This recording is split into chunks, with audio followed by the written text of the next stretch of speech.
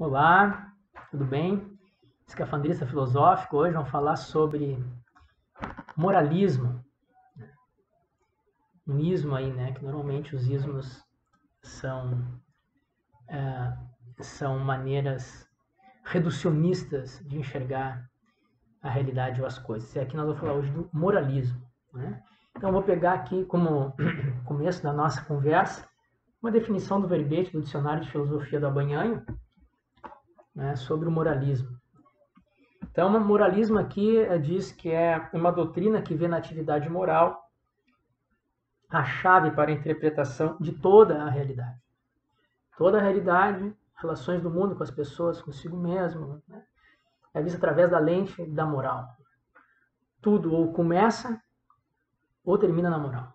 Então, toda avaliação vai ser em cima de juízos de valor morais. Certo, errado, bom, mal, justo, injusto. Então, né, é uma forma única, né, de enxergar a realidade através das questões morais.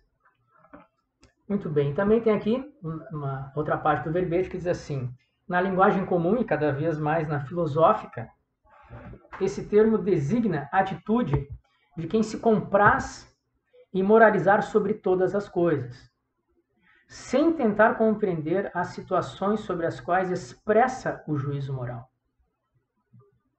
Nesse sentido, o moralismo é um formalismo ou conformismo moral que tem pouca substância humana.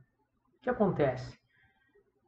A partir dessa lente única de enxergar todas as coisas, diz aqui que o moralizador se compraz em compreender as situações, a julgar sem compreender as situações sobre os quais expressa o juízo moral. Então, através dos seus próprios juízos morais, não precisa mais se pensar em circunstâncias além daquelas que meus próprios juízos morais estão enxergando. É como se quisesse fazer com que o mundo e a realidade coubesse no seu sistema moral. Nesse sentido, o moralismo, no seu lado pernicioso, considera que a sua forma, o seu sistema moral, os seus juízos morais, seus princípios morais, são a forma mais correta de avaliar a realidade, as pessoas e as relações. Uma coisa é olhar a realidade a partir da moralidade, considerar tudo sendo um ato moral, em algum grau. Outra coisa é se arrogar a possuir a verdadeira moral, que é a única da qual pode-se ter o julgamento, a medida de todas as coisas. E esse é o problema do moralismo, né? Além de ele ser um reducionismo, no sentido de encarar a realidade apenas por um prisma, porque também tem um prisma epistemológico, tem um prisma político, tem um prisma sociológico, tem vários prismas, várias perspectivas para se encarar a estética. Então tem vários prismas para se encarar a realidade. O moralista escolhe um e fica de juiz de toda a realidade, avaliando, colocando à prova a realidade a partir unicamente do seu sistema moral. E não consegue enxergar todas as outras perspectivas que podem estar ao lado disso. Então o moralismo, por isso que tem pouca substância humana, porque ele reduz as relações a um sistema moral único, a uma lente única da moralidade, além de tudo, como se o seu sistema de moral avaliativo fosse o mais verdadeiro. Coisa que na moralidade, no moralismo, a gente estuda e sabe que não existe uma moral verdadeira, melhor, superior às outras. Moralidades. Tem a deontologia, tem o consequencialismo, utilitarismo, tem a ética das virtudes, a religiosa, das várias religiões, nenhuma tem a prerrogativa de enxergar a realidade, o ser humano, de uma maneira mais perfeita, melhor. Tem por trás desse pensamento, né, do moralista enquanto que a única maneira de chegar à realidade é através da moralidade e do seu sistema de princípios, juízo e valor, essa ideia de que existe uma moralidade superior a todas as outras. Já em Aristóteles, né, na filosofia, qualquer outra área que for querer falar de ética, necessariamente vai passar pelo cânone, né? Aristóteles é um cânone, é uma referência. Não é a única, mas é uma grande referência a respeito da ética, né? Até hoje. Então lá ele vai dizer, olha só, tem certos conhecimentos que são científicos no sentido de ser um conhecimento superior. Em que sentido? De conseguir chegar aos primeiros princípios e a partir deles deduzir todo o resto. E vai dizer que há conhecimentos, há pesquisas que chegam a esse nível de precisão do conhecimento sobre os primeiros princípios. Mas não é a ética. Porque a ética lida com aquilo que pode ser diferente, lida com as questões humanas, lida com a complexidade do real. Portanto, a ética não pode ser uma ciência como a matemática. A pessoa que procura na ética a mesma precisão que ela procura na física está tendo um erro de categoria. A ética é humana, demasiadamente humana, e é através das relações humanas que o indivíduo tem que fazer exercício constante da virtude para achar o meio termo em todas as questões, sendo que o meio termo não quer dizer sempre no meio, né? Mas aí vale a pena ler a Ética Nicômaca de Aristóteles.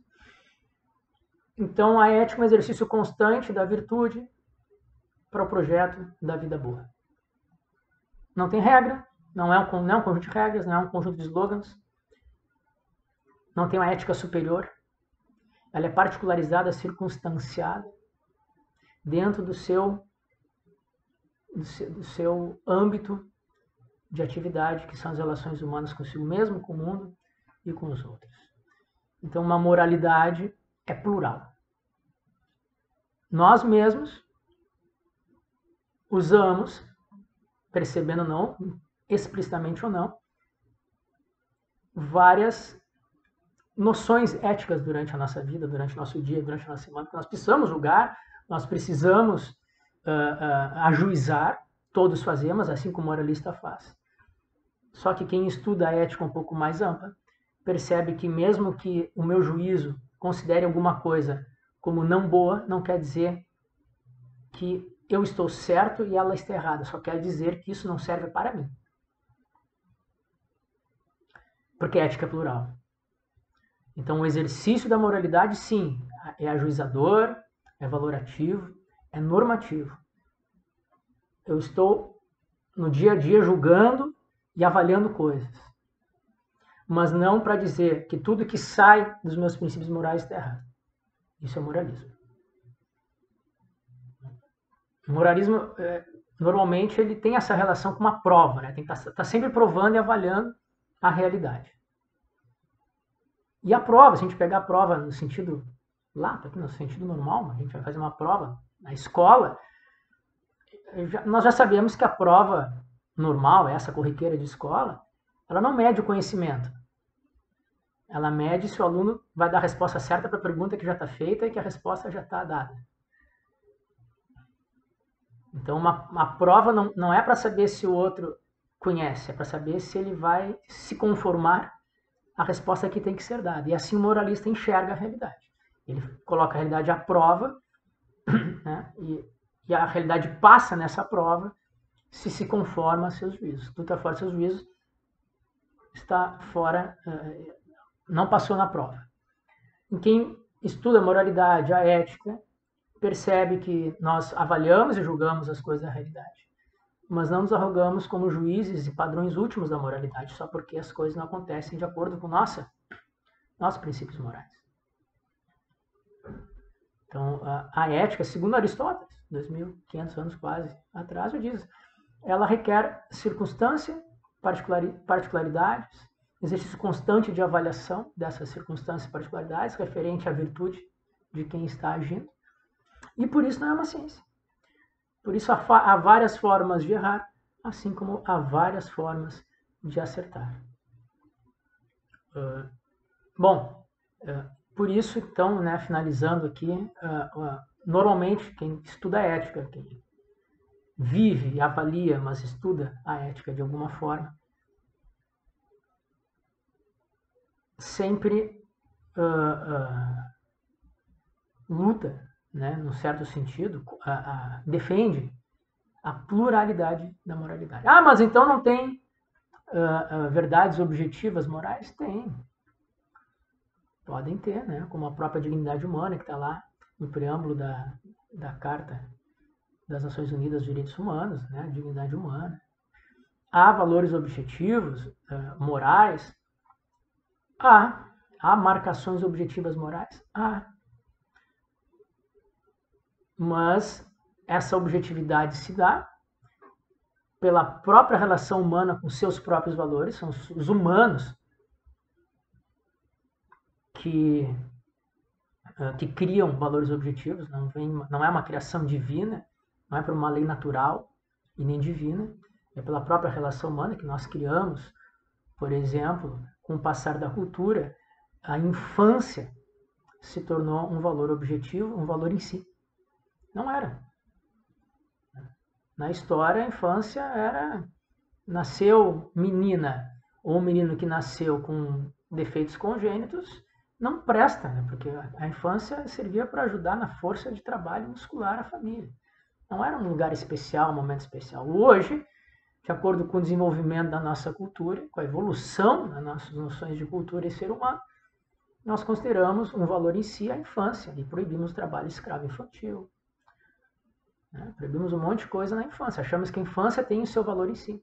Isso não foi dado divinamente, isso não foi dado por uma lei natural, isso foi criado a partir da relação humana ética que se desenvolve e evolui e avança nas próprias relações humanas. Então, sim, há valores objetivos morais? Há. Nós achamos estranho quando alguém, por exemplo, no furacão Katrina que aconteceu nos Estados Unidos, destruiu New Orleans e outras cidades.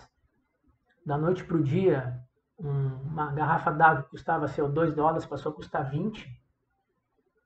Algumas pessoas acham que isso é uma corrupção moral. Como assim ganhar dinheiro em cima da desgraça dos outros? Não teria que ajudar a fazer justamente o contrário. Então, sim, nós temos marcações objetivas, ou quase objetivas, e algumas objetivas, como a dignidade humana, como hoje a infância, que são valores morais, né, em si, e que a gente defende eles, independente de culturas, independente de particularizações, independente de circunstâncias. Mas isso não fecha a moralidade como se só a partir de certos princípios morais é que toda a realidade deve se conformar. A moralidade não é uma ciência universal nesse sentido. Aliás, não é nem ciência no sentido epistêmico, né, de uma pesquisa dos primeiros princípios que são imutáveis e necessários. Isso é a ontologia, não é a moralidade. Então, o problema do moralismo é que ele se arroga, tem uma arrogância, né, arrogância epistêmica no lugar errado. Então, uma arrogância de como se eu tivesse a verdadeira moralidade, meus princípios morais, como se fossem os mais verdadeiros, os mais valorosos, e se coloca acima de todos os outros, ou à parte, né? Não, os outros são os outros. Então, o moralismo, além de ser um reducionismo, de perspectivismo, também pode, não necessariamente, mas pode levar a uma arrogância moral, epistêmica, na relação com os outros que não pensam, ou como o mundo não se conforma, né? Quando o mundo não se conforma a partir dos seus próprios juízos morais. Bom, então, apenas uma introdução a esse tema, né? Depois a gente pode falar mais sobre as éticas a partir daqui e em outros vídeos. E quem quiser saber mais, falar mais, dar sugestões sobre questões do moralismo ou da ética, por favor, é só colocar nos comentários ali que eu tento trazer e pesquisar e a gente conversar mais sobre essas questões aqui no Escafandrista Filosófico. Muito obrigado e até o próximo vídeo.